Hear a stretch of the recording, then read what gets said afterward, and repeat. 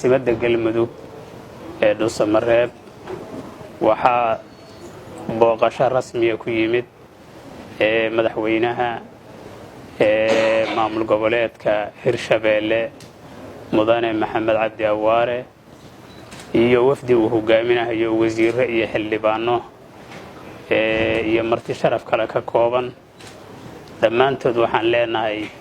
ku soo dhawaada galmudug ku soo dhawaada dariskiina ku soo dhawaada waxaan leenahay madaxweyne soo dhawaaw runtii waxa tahay hadee labadaba nabadoonadoodii nabadoonkii ka shaqaynayay galmudug iyo hirshabeelle labadaba odagoodii hadba meel tagahaya ayaa tahay adiga iyo wafdigaaguba soo dhawaada maanta farxaday noo tahay aniga iyo wafdigayga inaan nimaado reer hirshabeelle caasimadda galmudug ee dhuusamareeb runtii sheekh shaakir khayr allah siiye sidoo u dulmaray ujeedada aan u nimid waxay ka kooban tahay laba qaybood qayb inaan waxa waaye ta koobaad inaan dhiiri gelino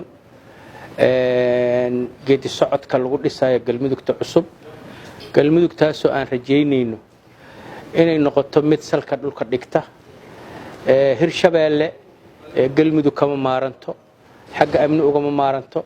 xagga nololeed ugama maaranto xagga wax wada qabsi ugama maaranto marka annaga galmudug oo toostay waa hirshabeelle oo toostay waxaan rajaynaynaa geedi socodkaa socda galmudug cusub inay halkaas ka soo baxdo gaalkacyo ilaa guriceel hobyo ilaa iyo mataqaanaa balanballe intii u dhaxaysa dadku ay isla wada jaan qaadaan dhulka cadowgu haystoo la xoreeyo xarar dheer ilaa ceelbuur ilaa hiiraan lagu keeno galmudug cusub oo dadkeedu nabad iyo baraare iyo walaaltinimo annaguna maadaama aan darisnahay aan garabsanno arrinta labaad runtii sida sheekh shaakir uu ka dhawaajiyey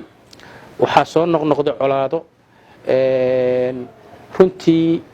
dad walaala oo hirshabeelle wada degan oo hiiraan wada degan dhex maray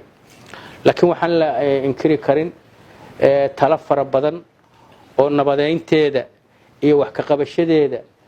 qayb ka qaadan kartaahu inay ku nooshahay amay degan tahay ama ay ka taliso dowlad goboleedka galmudug sidaas daraaddeed inaan madaxda iyo odayada dhaqanka iyo intii wax ku biiri karta kala hadalno